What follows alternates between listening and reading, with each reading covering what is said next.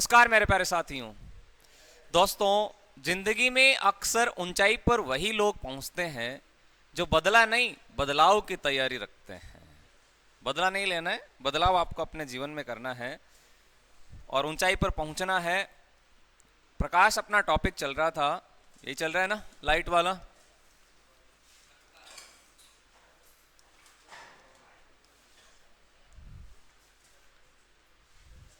Plane mirror कल पढ़ा, समतल दर्पण की बातें हुई थी ना कल, हो गई?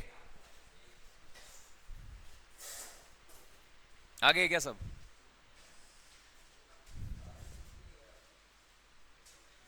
आप जरा मुझे बताना, वक्रता त्रिज्या और फोकस दूरी में क्या रिलेशन होता है? एक तो वक्रता त्रिज्या है और दूसरी है फोकस दूरी। फोकस दूरी, इन दोनों में क्या संबंध है? ये सवाल भी पूछा हुआ है।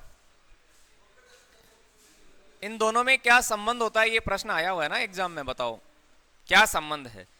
किसी दर्पण की वक्रता त्रिज्या और फोकस दूरी में क्या संबंध होता है? क्या संबंध होता है? क्या हरियाणा, क्या संबंध होता है? आगे सब। किसी दर्पण की वक्रता त्रिज्या और फोकस दूरी में क्या रिलेशन है, यह सवाल आपसे पूछा जा रहा है। वक्रता त्रिज्या किसको बोलते हैं? वक्रता त्रिज्या आर को बोला जाता है। वक्रता त्रिज्या किसको कहते हैं? आर को कहते हैं, ये आर होगा। और फोकस दूरी किसको कहते हैं? एफ को कहते हैं। तो इन दोनों में संबंध क्या है, ये सवाल आपसे पूछा गया है। क्या होता है? आर बराबर क्या होता है?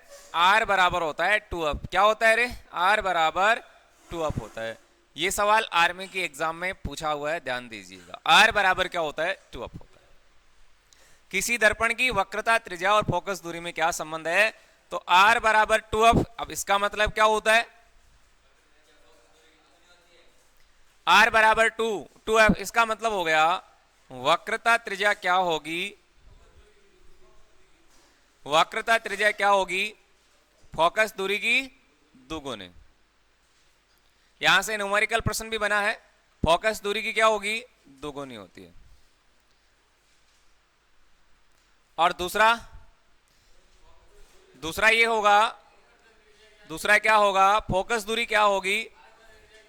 हाँ जी, तो फोकस दूरी यहां से देखते हैं, फोकस दूरी वक्रता त्रिज्या की क्या होगी? आधी होगी। फोकस दूरी वक्रता त्रिज्या की आधी होती है। वक्रता त्रिज्या की आधी होती है। बस आपको क्या ध्यान में रखना है?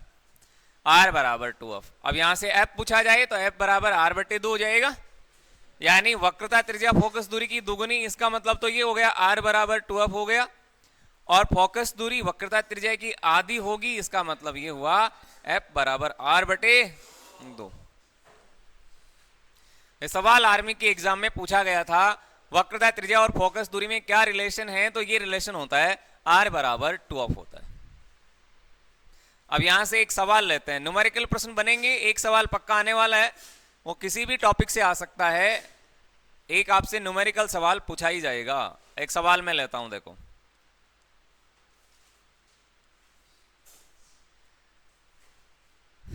किसी अवतल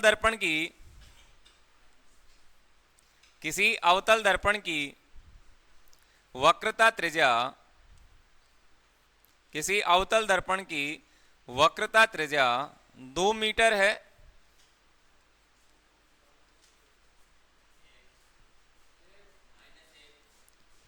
तो उसकी फोकस दूरी कितनी होगी? उसकी फोकस दूरी बताना।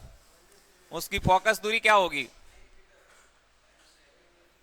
उसकी फोकस दूरी का मान क्या होगा? इसका आंसर क्या होगा?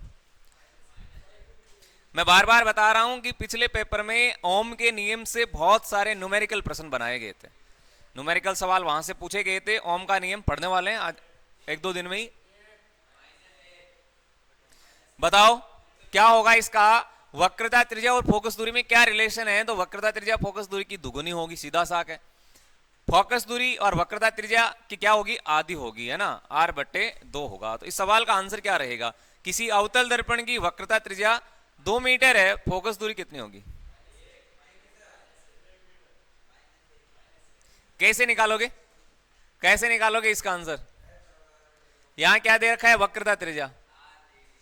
जब भी ये नाम आए तो ये फॉर्मूला काम करेगा, r बराबर 2f जी। बिल्कुल, यहां क्या पूछा गया है, फोकस दूरी पूछा गया है। फोकस दूरी कैसे निकालते हैं, या तो आप सीधा याद है, स्टेटमेंट याद है तो आधा कर दो, नहीं तो यहां से फॉर्मूला बन जाएगा f बराबर r बटे 2। तो यहां से क्या निकलेगा, r की वैल्यू कितनी है 2, 2 बटे 2, यहां से क्या आएगा 1। अब 1 क्या है, फोकस दूरी तो मीटर है, 1 मीटर हो गई। क्या ये आंसर सही है जी, नहीं, बिल्कुल गलत। गलत कैसे हुआ,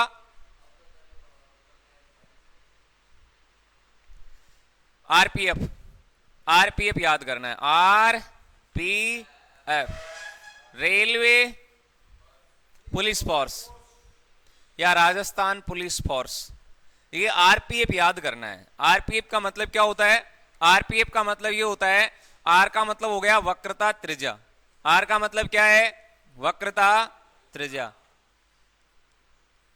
पी का मतलब क्या है, लेंस की क्षमता, अभी आगे आएगा टॉपिक अपना, लेंस की क्षमता ये वाला।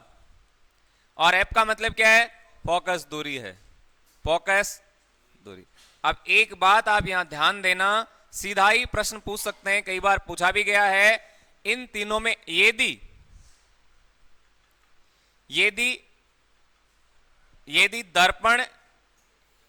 दर्पण या लेंस, यदि दर्पण या लेंस अवतल है, क्या है, अवतल, ठीक है, पहली बात तो ये हो गई। दूसरी, दर्पण या लेंस क्या है, उत्तल, उत्तल है, तो इनकी फोकस दूरी, वक्रता त्रिज्या और ये वाली क्या होगी, अवतल के लिए हमेशा माइनस करना है और उत्तल के लिए हमेशा क्या करना है, प्लस करना। एक ही लाइन में आंसर आ गया। अब आपको ध्यान में क्या रखना है, ये समझ में नहीं है ना, कोई बात नहीं है, समझ में नहीं है कोई बात नहीं है। लेंस अवतल दे दे, दर्पण अवतल दे दे माइनस में, उत्तल आ जाए नाम प्लस में। अब इसका मतलब यहां क्या आया था, अवतल, तो आंसर क्या आएगा, माइनस। क्लियर हुई क्या बात, या नहीं हुई, कोई बात नहीं, एक सवाल और लेता हूं मैं, अभी क्लियर होगा। आरपीएफ याद करना, आरपीएफ क्या है, ये सीधा ही स्टेटमेंट एग्जाम में भी पूछा हुआ है, वक्रता त्रिज्या और फोकस दूरी में क्या रिलेशन है, तो ये हमेशा ध्यान में रखना कि दुगुनी होती है। फोकस दूरी पूछे तो आधा कर देना बस, वक्रता त्रिज्या पूछे तो डबल कर देना, यदि किसी को फॉर्मूला भी याद नहीं है तो। देखो एक सवाल और लेते हैं, एक क्वेश्चन और है, यदि उत्तल दर्पण की, मैं पूछना चाहूंगा, यदि उत्तल दर्पण की फोकस दूरी 4 मीटर है, तो फोकस दूरी क्या होगी,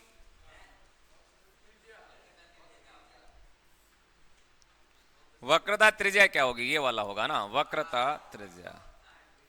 अब बताओ इसका आंसर क्या होगा।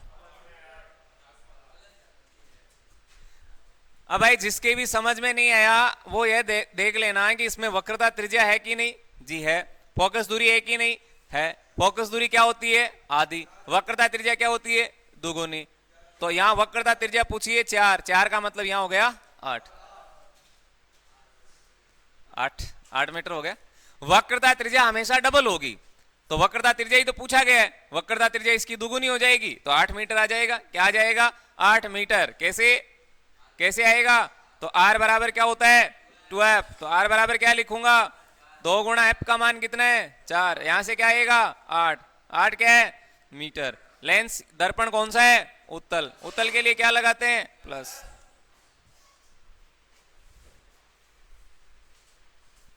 बताओ कोई समस्या है क्या, बताओ।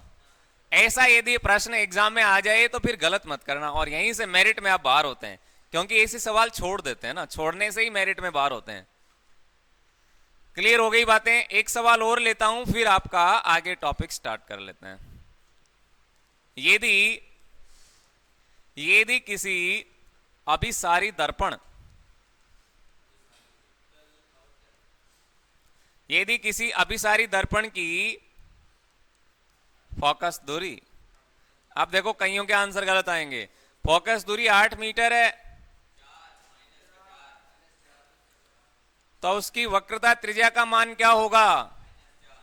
उसकी वक्रता त्रिज्या क्या होगी? वक्रता त्रिज्या आप अपने माइंड में ये फिट कर लें।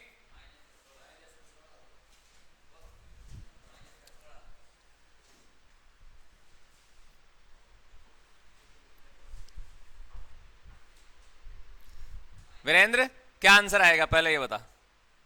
वीरेंद्र क्या आंसर आने वाला है?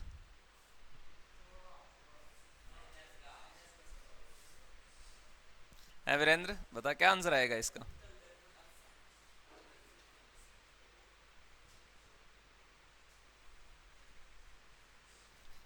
वीरू बताओ भाई। 16। तनसुख अरे सीधा सा की पढ़ा है ना ये। अरे वक्रता त्रिज्या पूछ रही है, वक्रता त्रिज्या यहां पूछी जा रही है आपसे, और वक्रता त्रिज्या हमेशा डबल होती है फोकस दूरी की। ये लो, ये तो सिंपल बात है। वक्रता त्रिज्या क्या होती है? दुगुनी होती है फोकस दूरी की। तो 8 का डबल कितना होगा? 16। या फिर ऐसे निकालो ना आप, r बराबर क्या लिखेंगे? r बराबर 2f। ये लो भैया, r बराबर 2 गुणा f का मान कितना है? 8। तो यहां से निकल के आ रहा है आपके 16 मीटर। अब कईयों के ये समस्या, ये वाला आंसर माइनस में होगा कि प्लस में होगा, ये दिक्कत हो गई। अब ये दिक्कत आ रही है। ये वो साइड वाले कहां गए सारे के सारे?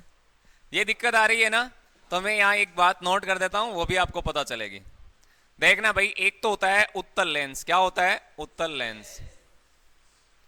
एक होता है उत्तल लेंस, ठीक है। दूसरा होता है अवतल लेंस। अवतल है लेंस, समझना इस बात को। एक होता है उत्तल दर्पण, उत्तल है दर्पण, और दूसरा क्या होगा? अवतल दर्पण। बंकर में छुपे हुए सैनिक जमीनी गतिविधियां देखने के लिए किसका प्रयोग करता है? किसका प्रयोग करता है? बंकर में छुपे सैनिक है ना, युद्ध की गतिविधियां देखने के लिए क्या? पेरिस्कोप का। कल नहीं आया था क्या? अब देखो, उत्तल लेंस है ना, उत्तल लेंस, और एक अवतल लेंस है। उत्तल लेंस को कहते हैं अभिसारी लेंस। क्या कहते हैं? अभिसारी। नाम ध्यान रखना, ये अभिसारी लेंस है। नाम चेंज होके आए तो भी यही आने वाला है। कॉन्वेक्स और कॉनकेव पढ़ा था ना आपने। अच्छा, ये वाला है अवतल है, इसका मतलब ये हो गया अपसारी लेंस। क्या हो गया? अपसारी, अपसारी लेंस हो गया। ये कॉन्वेक्स है, ये कॉनकेव है। कॉन्वेक्स और कॉनकेव तो मैंने लिखा है आपको कौन सा होता है। अब दूसरा यहां देखिए, उत्तल दर्पण है, एक अवतल दर्पण है। अब जस्ट इसका आप अपोजिट कर देना, इसका उल्टा करना है। इसका उल्टा आप समझते हैं क्या? उत्तल दर्पण है ना, तो अब ये नहीं है, ये होगा, क्या होगा? अपसारी, अपसारी दर्पण। ध्यान में रखिएगा इस बात को। और अवतल दर्पण है, इसका मतलब क्या हो गया? अभिसारी। अब बताओ ऊपर क्या नाम था? अब कईयों की दिक्कत थी ना इस सवाल में। अब बताओ, अभिसारी दर्पण है, इसका मतलब आंसर किस में आएंगे? अभिसारी दर्पण के लिए किस में आएंगे? माइनस में आएंगे। मैंने लिखाई है ना एक लाइन, आरपीएफ। आरपीएफ लिखा दी ना। अरे ये रहा आरपीएफ, कहां गया भैया आरपीएफ? ये देखो कहां है, ये रहा आरपीएफ। वक्रता त्रिज्या हो, ठीक है, लेंस की आपकी क्षमता हो, फोकस दूरी हो, यदि अवतल है, चाहे लेंस हो चाहे दर्पण, माइनस में होगी। उत्तल है तो ये प्लस में होने वाली है। ये जरूर आप ध्यान में रख लेना। कई बार सीधा ही सवाल पूछ लेते हैं, सीधा प्रश्न पूछा जाता है। जैसे मैं पूछ रहा हूं, मैं आपसे पूछ रहा हूं, सवाल देखना, एक क्वेश्चन है। यदि कोई व्यक्ति +2D क्षमता का चश्मा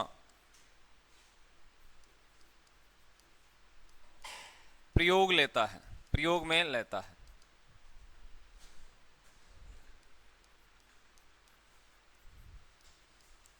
तो उसकी प्रकृति। मैं आपसे पूछूंगा इसका आंसर क्या होगा, तो उसकी प्रकृति क्या होगी। प्रकृति का मतलब प्रकृति ऐसे लिख लो, तो उसमें कौन सा लेंस लिया गया है। अब मेरी बात सुनना, ऑप्शन में आपके सामने लिख रहा हूं, मैं जिससे पूछूं वह आंसर करें।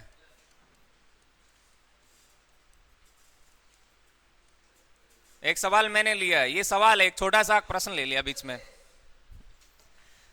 अब ये सवाल क्या कह रहा है, यदि कोई व्यक्ति +2D क्षमता का चश्मा प्रयोग में लेता है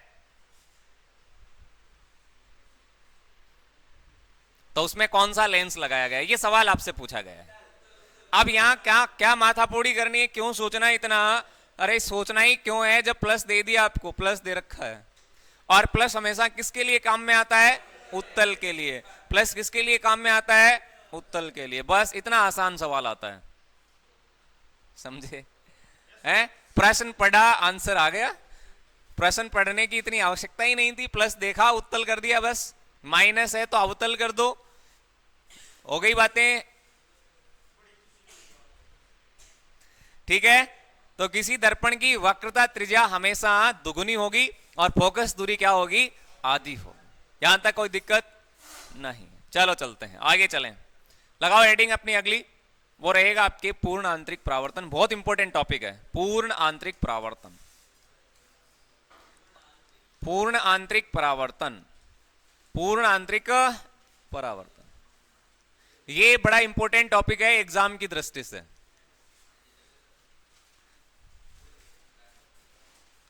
पूर्ण आंतरिक परावर्तन, TIR कहते हैं इसको, TIR, टोटल इंटरनल रिफ्लेक्शन, है ना।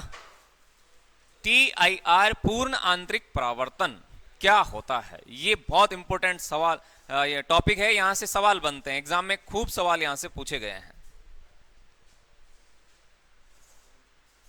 क्या कहता है ये, बताओ पूर्ण आंतरिक परावर्तन क्या है। रेगिस्तान में देखें क्या धोरे चमकते हैं, देखें रेगिस्तान में धोरे नहीं चमकते।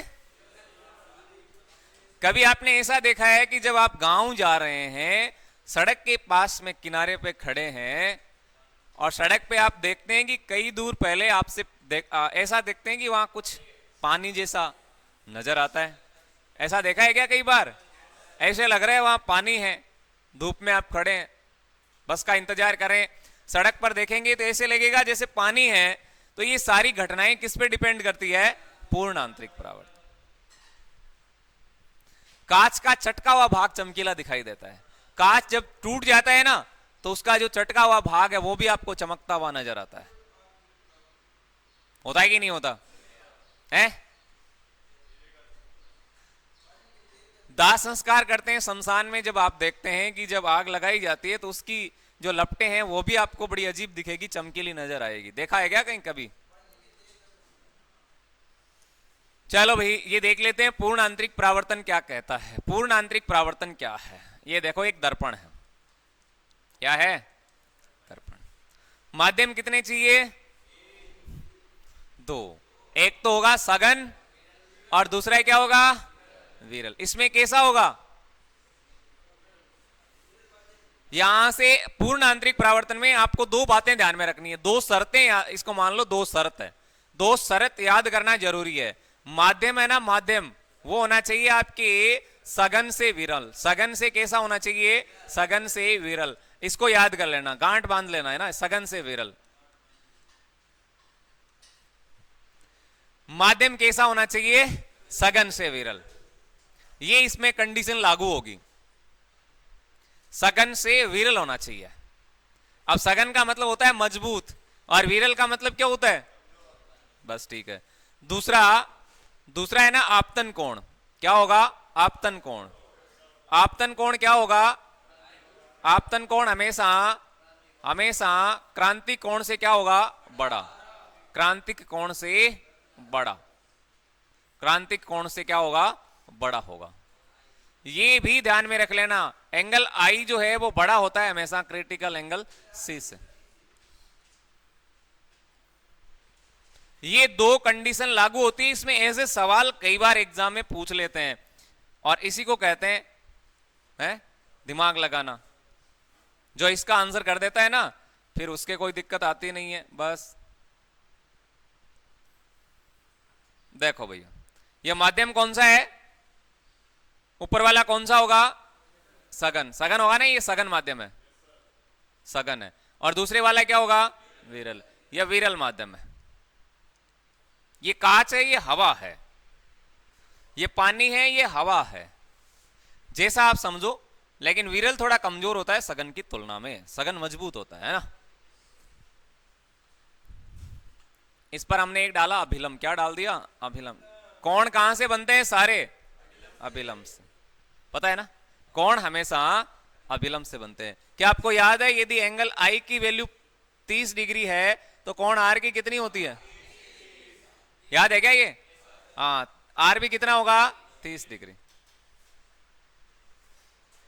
ये आपने पढ़ा भी है कई जगह, है ना। चलो अब देखते हैं क्या होगा, बताओ क्या होगा। ये अभिलंब है। जब प्रकाश की किरण सघन माध्यम से, यही तो लिखा है सघन माध्यम, ये लो सघन माध्यम है। जब प्रकाश की किरण सघन माध्यम से आ रही है ना, ये सघन माध्यम है, इस माध्यम से आ रही है, कौन से माध्यम में जाएगी, विरल माध्यम। जब प्रकाश की किरण सघन माध्यम से विरल माध्यम में आएगी तो बताओ क्या होगा रे, बताओ क्या होगा, अपवर्तन के बाद में क्या होगा, ये अभिलंब है और अभिलंब के ये पास में आएगी या दूर जाएगी, हरियाणा क्या होगा बताओ, दूर क्यों जाएगी। मतलब मेरे कहने का मतलब ये हुआ कि ये जो आपतित किरण है, अच्छा ये इसके पास आएगी कि यहां से दूर भागेगी,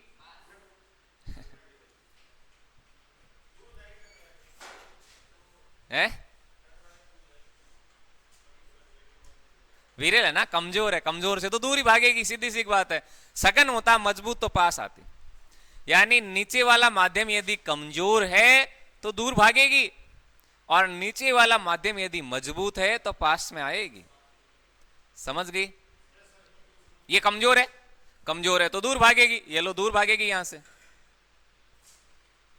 ये कौन सा एंगल था, आई, आपतन कोण, और यही साफ साफ लिखा गया आपतन कोण हमेशा सी से बड़ा होता है। क्रांति कोण अभी बनेगा, क्रांतिक कोण भी बनेगा, देखना अभी क्रांतिक कोण कैसे बनता है, आगे देखो। अब यदि मैं इस आपतन कोण का मान बढ़ा दूं, यानी इस कोण का यदि आप मान बढ़ा देते हैं, आई का मान, ठीक है, जब इसका मान आप बढ़ाओगे तो ये इससे और ज्यादा दूर हटेगा, ये इससे दूर ज्यादा भागेगा, भागेगा कि नहीं भागेगा। चलो एक और देख लेते हैं।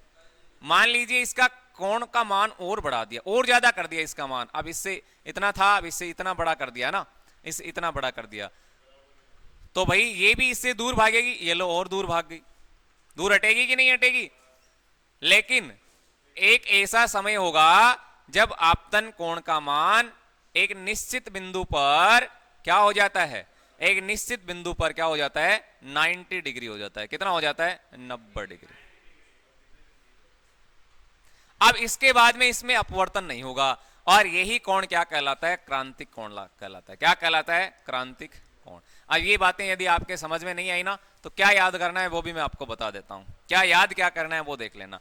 इसमें दो बातें तो ये ध्यान में रखनी है, दो बातें तो क्या ध्यान में रखनी है, ये पूर्ण आंतरिक परावर्तन में क्या बातें ध्यान में रखनी है। एक तो ये वाला ध्यान में रखना है, माध्यम कैसा होना चाहिए, सघन से विरल। दूसरा क्या याद करना है, आपतन कोण हमेशा क्या होगा, क्रांतिक कोण से बड़ा होगा। और यही इसमें लागू है, ये आपको इतना याद करने की आवश्यकता नहीं है, तो मैंने समझाया है कि जैसे जैसे आपतन कोण का मान बढ़ाएंगे ये वाला, ठीक है, क्लियर हो गई बातें। घटनाएं याद करना है, क्या करना है, घटनाएं, हाँ उदाहरण या घटनाएं, इंपॉर्टेंट ये है, ये इंपॉर्टेंट है एग्जाम की दृष्टि से। पूर्ण आंतरिक परावर्तन पर आधारित घटनाएं क्या है, ये सबसे इंपॉर्टेंट है। डायरेक्ट यहां से प्रश्न पूछे ही जाते हैं, यहां से सवाल सीधे बनेंगे आपकी एग्जाम में। पहली घटना, तो सबसे इंपॉर्टेंट है, बताओ क्या है? ऑप्टिकल फाइबर, प्रकाशिक तंतु। क्या है? प्रकाशिक तंतु, ऑप्टिकल फाइबर, ऑप्टिकल है फाइबर। बताओ क्या है? अब ये क्या करता है? ये शरीर के आंतरिक भागों की ये क्या करता है भाई? शरीर के आंतरिक भागों का निरीक्षण करता है, शरीर के आंतरिक भागों का निरीक्षण।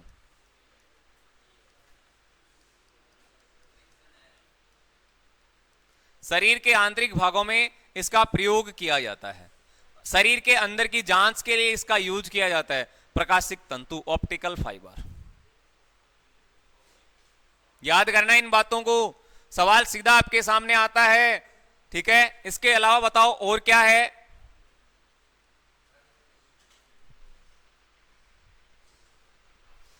बताओ और क्या होगा? मृग तृष्णा। क्या? मृग तृष्णा। मृग तृष्णा जानते हो? हाँ जी, या इसको मैं बोल सकता हूं मरीचिका। क्या बोल सकता हूं? मरीचिका। हाँ, मृग मरीचिका। मृग होता है, मृग क्या होता है? हिरण, हिरण, हरिण बोलते हैं उसको, हिरण। और तृष्णा का मतलब भूखा।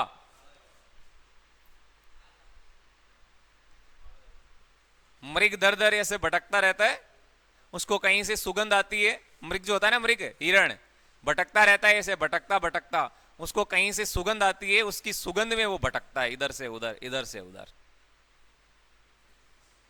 लेकिन वो